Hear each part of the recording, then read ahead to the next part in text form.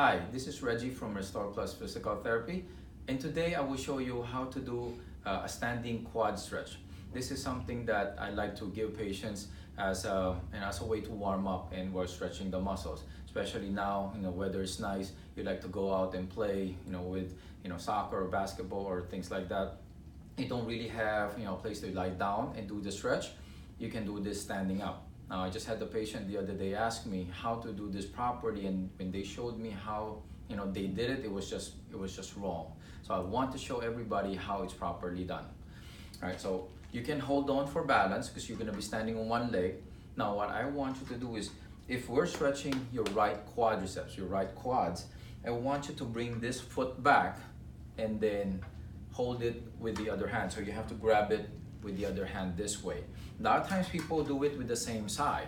For me, I prefer the opposite because it's a more normal angle for your knee and the lower leg, especially if you're a little bit bow-legged, so that comes into play. So when you pull it this way, you want to make sure you're standing up straight, all right? And then your knee is not in front of you like this, which a lot of people, they keep stretching this way and they're just compressing the knee.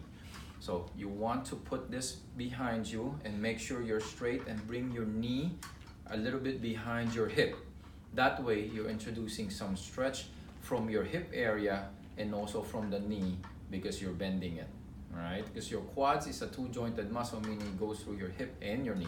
So you want to stretch it from both sides, okay? You can hold that for like 30 seconds, 20 to 30 seconds, and you repeat it for 2 to 3 times, and that will give you a decent stretch on your quadriceps. Please feel free to share this with your friends, family, or everyone you know. If you like it, subscribe to our YouTube channel. Bye.